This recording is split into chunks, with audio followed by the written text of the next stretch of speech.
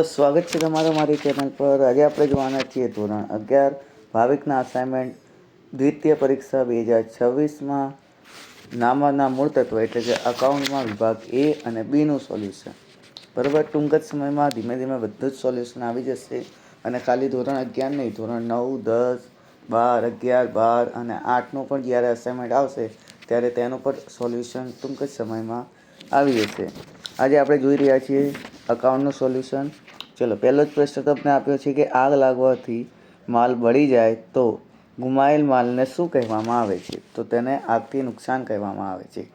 ત્યારબાદ દ્વિનોંધી નામા પદ્ધતિમાં પાયાનું કામ કરનાર ખાલી જગ્યા છે, તો ઓપ્શન ડી યુકા પેસિયોલી. ત્રીજો પ્રશ્ન દેશી નામા પદ્ધતિનું બીજું નામ ખાલી જગ્યા છે, તો વહીખાતા પદ્ધતિ. ત્યારબાદ ચોથો સવાલ છે જેને માલ ઉધાર વેચવામાં આવે તો તે ધંધાનો શું કહેવાય? દેવાદાર, મતલબ એને પૈસા દેવાના છે. પાંચમો સવાલ દર વખતે આવે જ છે અસાઇનમેન્ટમાં કે નીચેનામાંથી કયો વ્યવહાર અન્ય વ્યવહાર છે? તો 5,000નો માલ આગથી પડી ગયો. છઠ્ઠો પ્રશ્ન પણ આવે છે દર વખતે કે 10,000નું ભાડું ચૂકવ્યું આ કયા પ્રકારનો વ્યવહાર છે? તો સેવાનો રોકડ વ્યવહાર છે. સાતમો પ્રશ્ન ધંધામાં આર્થિક વ્યવહારોને કયું લક્ષણ લાગુ પડતું નથી? તો નાણાંના મૂલ્ય સિવાયનું લક્ષણ. ત્યારબાદ આઠમો પ્રશ્ન છે નીચેનામાંથી કયું ખાતું ઉપજ ખર્ચ ખાતું ગણાય છે? તો ઉમેદવારનું પ્રીમિયમનું ખાતું. નવમો પ્રશ્ન રાજ્ય કેન્દ્રશાસિત પ્રદેશ અંદર પૂર્તિ અંગે નીચેનામાંથી કયું સાચું છે? તો ઓપ્શન એ CGST વત્તા SGST/UTGST. ત્યારબાદ આ પણ પૂછાઈ શકે છે 10મો પ્રશ્ન કે વસ્તુ અને સેવાનો કરનો અમલ એટલે કે GSTનો અમલ ક્યારે થયો? તો 2017માં થયો. ત્યારબાદ 11મો પ્રશ્ન છે કે નીચેનામાંથી કેન્દ્ર સરકારનો કયો પરોક્ષ કર વર્ષેક પહેલાં ન હતો? તો ખરીદ વેરો. 12મો સવાલ છે નીચેનામાંથી રાજ્ય સરકારનો કયો પરોક્ષ કર વર્ષેક પહેલાં હતો? તો મૂલ્યવૃદ્ધિ વેરો. 13મો પ્રશ્ન નમૂના તરીકે માલ વેચવામાં આવે ત્યારે મિલકત ઘટે અને મૂડી પણ ઘટે, ઓપ્શન ડી. 14મો પ્રશ્ન મહેસૂલી આવક રોકડમાં મળે ત્યારે ઓપ્શન સી મિલકત વધે અને મૂડી પણ વધે. 15મો સવાલ મહેસૂલી ખર્ચ રોકડમાં ચૂકવવામાં આવે ત્યારે ઓપ્શન બી મિલકત ઘટે અને મૂડી પણ ઘટે. 16મો સવાલ છે માલિક ધંધામાં મૂડી લાવે ત્યારે મૂડી વધે અને મિલકત પણ વધે. ત્યારબાદ 17મો સવાલ છે વ્યાજના 7,000 મળવાના બાકી ત્યારે એ વધે અને સી વધે, ઓપ્શન બી. ત્યારબાદ 18મો સવાલ વર્ષના અંતે ધંધામાં રહેલ આખા સ્ટોકને હવાલામાં શા માટે લખવામાં આવે છે? કારણ કે સાચો નફો કે નુકસાન આપણે જાણી શકીએ, ઓપ્શન બી. 19મો સવાલ છે નીચેનામાંથી કોનો પેટાનોંધમાં સમાવેશ થતો નથી? તો ખાતાવહીનો પેટાનોંધમાં સમાવેશ થતો નથી. 20મો સવાલ છે અન્ય પેટાનોંધમાં ન નોંધાતા વ્યવહારો તેવા હિસાબી વ્યવહારો કયા ચોપડામાં નોંધાય છે? તો તેને આપણે ખાસ આમનોંધમાં નોંધીએ છીએ, બરાબર. ત્યારબાદ ભૂલ સુધારણા નોંધ ક્યાં કરવામાં આવે છે? તો એ પણ ખાસ આમનોંધમાં કરવામાં આવે છે. એનું અલગ ચેપ્ટર પણ છે, પણ ખાસ આમનોંધમાં પણ અમુક ભૂલ સુધારણા આપણે કરીએ છીએ. ત્યારબાદ યંત્રનું રોકડ વેચાણ ક્યાં નોંધાશે? તો રોકડ મેળમાં નોંધાશે. 23મો પ્રશ્ન ખાતામાં આખરની બાકીની વિગત ખાનામાં કેવી રીતે દર્શાવાય છે? તો બાકી આગળ લઈ ગયા, બરાબર. જ્યારે વર્ષ પૂરું થાય ત્યારે આપણે 31/3 કરીને બાકી આગળ લઈ ગયા લખીએ છીએ. જ્યારે નવું વર્ષ આવે 1/4 ત્યારે આપણે લખીએ છીએ બાકી આગળ લાવ્યા. તો આમાં જવાબ આવશે ઓપ્શન એ બાકી આગળ લઈ ગયા. ત્યારબાદ પાઘડી એ કેવી મિલકત છે? તેની બાકી કઈ હોય? તો પાઘડી એ અદ્રશ્ય મિલકત છે જે ઉધાર બાકી હોય, બરાબર, કેમ કે એ મિલકત છે. 25મો પ્રશ્ન સામાન્ય રીતે મિલકતની ઉધાર બાકી જ હોય, હમણાં જ મેં કીધું. 26મો પ્રશ્ન કયા પ્રકારના ખાતાને સરભર ખાતું કહેવામાં આવે છે? એટલે કે બંને બાજુનો સરવાળો જ્યારે સરખો થઈ જાય એને સરભર ખાતું કહેવામાં આવે છે. આની 1 માર્કની વ્યાખ્યા પણ પૂછાઈ શકે છે. ચલો, ત્યારબાદ 27મો પ્રશ્ન કોને ચોપડાનો રાજા કહેવામાં આવે છે? તો ખાતાવહીને ચોપડાનો રાજા કહેવામાં આવે છે. 28મો પ્રશ્ન ખાલી જગ્યાના ખ્યાલ મુજબ આખા સ્ટોકનું મૂલ્યાંકન તેની મૂળ કિંમત અથવા બજાર કિંમત બે પૈકી જે ઓછી હોય તે કિંમતે નોંધવામાં આવે છે. તો દૂરદર્શિતા. 29મો સવાલ ખાલી જગ્યાના ખ્યાલને કારણે અર્ધ તૈયાર માલનું મૂલ્યાંકન તેની પાછળ થયેલ પડતરના આધારે કરવામાં આવે છે.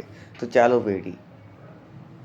30મો સવાલ મૂળભૂત હિસાબી સમીકરણ અથવા પાકા સરવૈયાનું સમીકરણ એટલે કે મિલકત બરાબર જવાબદારી વત્તા મૂડી એ ખાલી જગ્યાના ખ્યાલ મુજબ આધારિત છે, તો તેની દ્વિઅસર.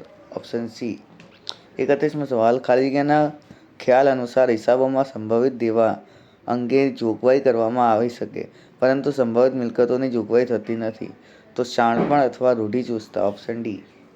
32મો સવાલ, ખાલી જગ્યાના ખ્યાલ મુજબ પણ ઘસારાની જોગવાઈ કરવાની પદ્ધતિમાં ફેરફાર થયો હોય ત્યારે આવા ફેરફારને નફા નુકસાન પર અને મિલકતની કિંમત પર થતી અસર દર્શાવતી નાણાકીય પત્રકો ઉલ્લેખ થયો છે, તો પૂર્ણ રજૂઆત.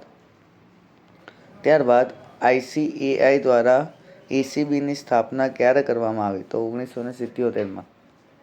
34મા સવાલમાં કોના મત મુજબ હિસાબી ધોરણો એ રિવાજ, કાયદો અને વ્યવસાય સંસ્થા દ્વારા હિસાબની પર લાદવામાં આવે છે, તો કોહલરના મત દ્વારા. બરોબર. આંતરરાષ્ટ્રીય હિસાબી ધોરણ સમિતિ IASC ની સ્થાપના કઈ સાલમાં કરવામાં આવી, તો 1973ની સાલમાં. પેલું 77 હતું. બરોબર, એ યાદ રાખજો, આ બંને ક્વેશ્ચન અલગ અલગ છે.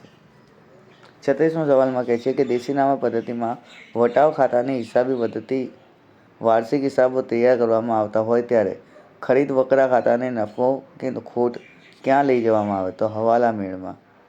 ત્યારબાદ 37મો પ્રશ્ન, દેશીનામામાં રકમ લખતી વખતે જે આપણે પૈસા અને રૂપિયાની વચ્ચે જે લીટી કરવામાં આવે છે ને એને ઓળાયો કહે છે. ઓળાયો અથવા હોળાયો બંને વસ્તુ આપણે કહી શકીએ, ઓ અને હો. ઓળાયો, હોળાયો. ભારતમાં કોણ તારીખ 16/2/2015ના રોજ 1/4/2015ની અમલમાં આવે તેવી કંપનીના નિયમો 2015માં બહાર પાડેલ છે, તો મધ્યસ્થ સરકાર. ઇન્ટરનેશનલ એકાઉન્ટિંગ સ્ટાન્ડર્ડ બોર્ડ આંતરરાષ્ટ્રીય હિસાબી ધોરણને બનવાની જવાબદારી ક્યારથી સ્વીકારી, તો 1/4/2001થી સ્વીકારી. વેપાર દરમિયાન કોઈ વ્યક્તિ સાથે આર્થિક લેવડ દેવડ થઈ હોય અને કોઈ કારણસર તે વ્યક્તિનું નામ ભૂલાઈ ગયું હોય તો તેમાં આપણે શ્રી શાહ ખાતે, એક્ઝામ્પલ તરીકે આપણે રમેશભાઈને માલ વેચ્યો હોય પણ જ્યારે આપણે હિસાબ લખવા બેઠા અને આપણી પાસે બિલ ના હોય અને આપણને એટલું યાદ હોય કે આપણે 10,000નો માલ વેચ્યો હતો પણ એ વ્યક્તિનું નામ યાદ નથી કે રમેશભાઈને માલ વેચ્યો, તો ત્યારે આપણે વ્યક્તિના નામની જગ્યાએ શ્રી શાહ ખાતે લખવાનું થશે. બરાબર, શું લખવાનું? શ્રી શાહ ખાતે. ત્યારબાદ સીડિયું કે દનિયું તરીકે નીચેનામાંથી કોને ઓળખવામાં આવે છે, તો કાચી નોંધને.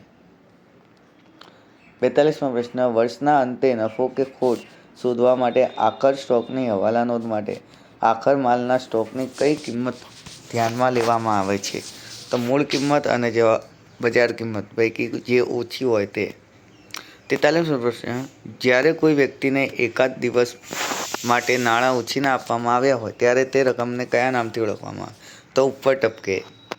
44મો પ્રશ્ન, ધંધામાં કોઈ લેણદારને ચૂકવવાની રકમ કોઈ વ્યક્તિ કે આંગડિયા દ્વારા મોકલવામાં આવે તો લેણદારને બદલે કયા ખાતે ઉધાર કરવામાં આવે, તો શ્રી હથ્થુ ખાતે.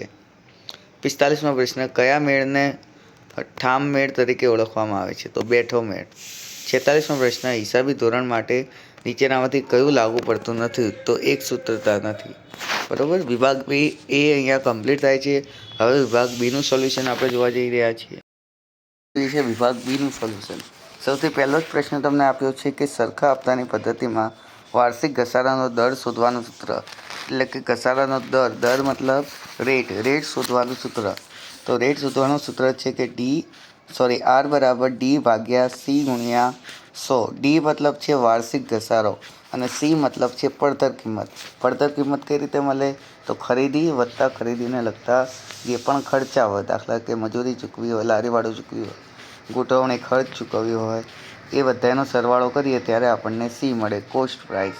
બરાબર. બીજો સવાલ છે કે ઘસારો ધંધાની કઈ મિલકત પર ગણવામાં આવે છે, તો એ કાયમી મિલકત પર ગણવામાં આવે છે, જેમ કે યંત્ર છે, ફર્નિચર છે, મશીનરી છે, વાહન વ્યવહાર છે, તેના પર.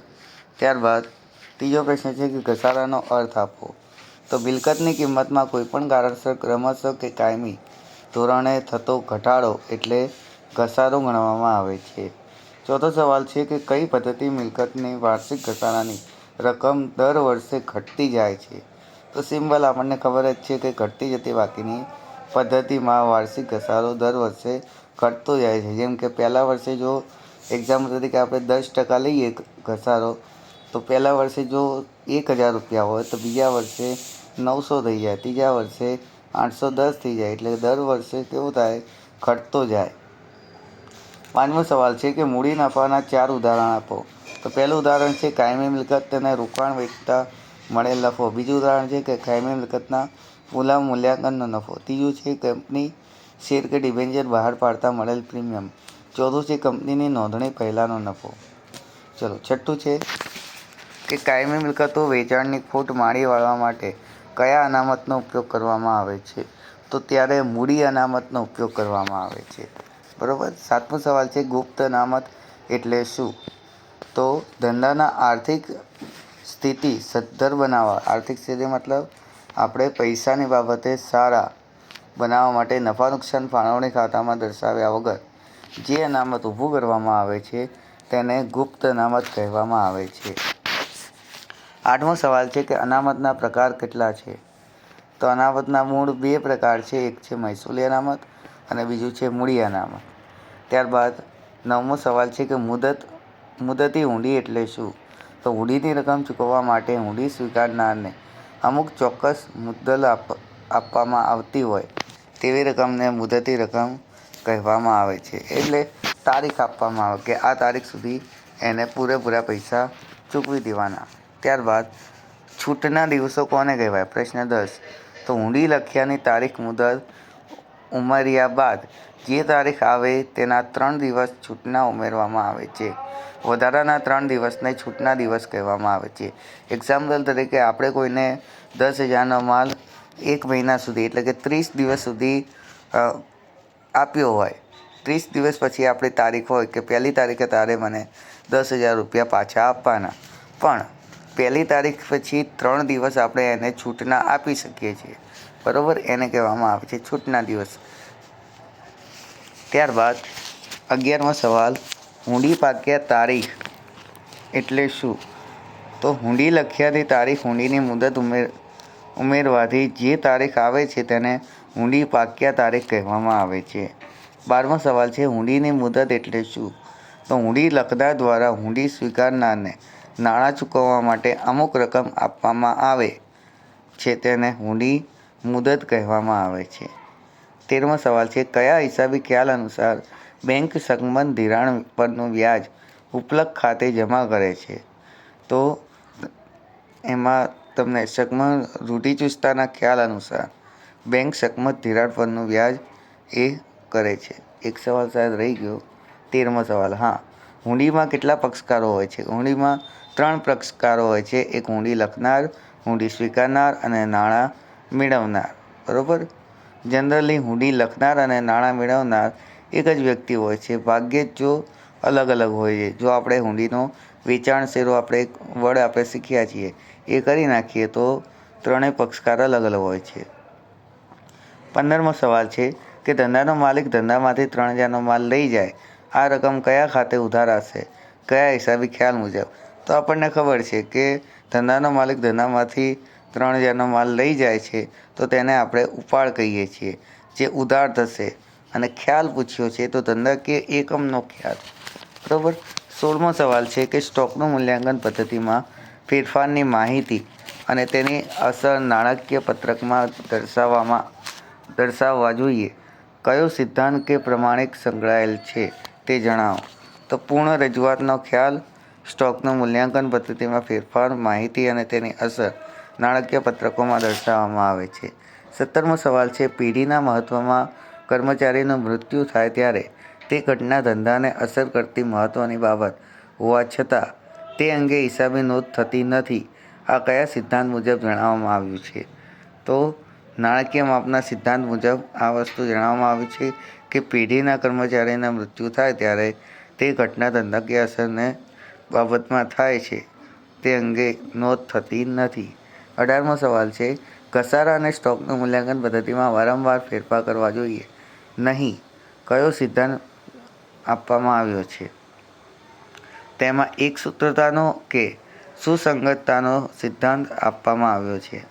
બરાબર. 19મો સવાલ છે તારીજ કોને કહેવાય?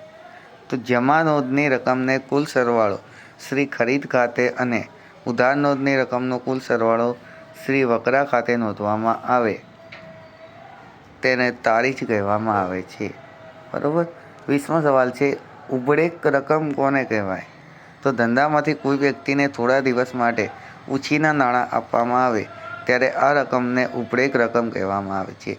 દાખલા તરીકે આપણા મિત્રને કોઈ રકમ ધંધામાંથી, આપણા પર્સનલ એકાઉન્ટમાંથી નહીં, ધંધામાંથી 1000 રૂપિયા ઉછીના આપવામાં આવે એને આપણે ઉબળેક રકમ કહેશું. 21મો સવાલ, સાંકળિયું કે પાનોત્રી એટલે શું? તો ખાતા વહી અનુક્રમણિકામાં સાંકળિયું કે પાનોત્રી કહેવામાં આવે છે. તેના પરથી ખાતા વહીમાં કયું ખાતું પાના પર લખેલું છે તે જાણી શકાય. એક્ઝામ્પલ તરીકે આપણી ઇન્ડેક્સ અનુક્રમણિકા.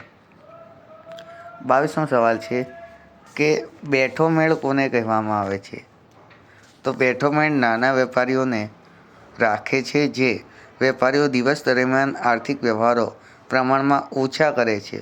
બરાબર. એટલે જેમનું વેચાણ ઓછું હોય અને નફો જેમનો દિવસ દરમિયાન ઓછો થતો હોય એવા વેપારીઓ બેઠો મેળ રાખે છે. ત્યારબાદ છેલ્લો છે, દેશીનામા પદ્ધતિમાં મિતિનો અર્થ શું કરવામાં આવે છે?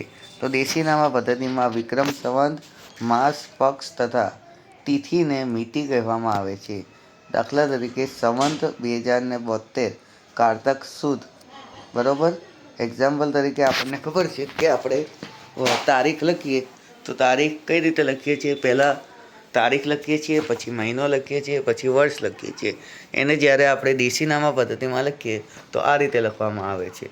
વિક્રમ સંવત, પછી માસ લખવામાં આવે છે, પછી પક્ષ લખવામાં આવે છે. બરાબર. તો અહીંયા સુધી આપણે વિભાગ બીનું સોલ્યુશન પૂરું થઈ ગયું છે. ટૂંક જ સમયમાં વિભાગ સી, ડી, ઈ, એફ બધું સોલ્યુશન આવી રહ્યું છે. જો વિડીયો ગમ્યો હોય તો લાઈક કરી દો, શેર કરી દો તમારા મિત્રો સાથે અને સબસ્ક્રાઈબ કરી દો મારી ચેનલને. તમે લોકો ચેનલને સબસ્ક્રાઈબ નથી કરતા એટલા માટે તમને બધું સોલ્યુશન જોવા નથી મળતું. એટલે વારંવાર તમે કોમેન્ટ કરો છો કે આનું સોલ્યુશન નાખો, આનું. પણ ઓલરેડી એ વિડીયો અપલોડ કરી દીધો હોય છે. એટલા માટે ચેનલને સબસ્ક્રાઈબ પણ કરી દો જેનાથી તમને લેટેસ્ટ વિડીયો મળી રહે.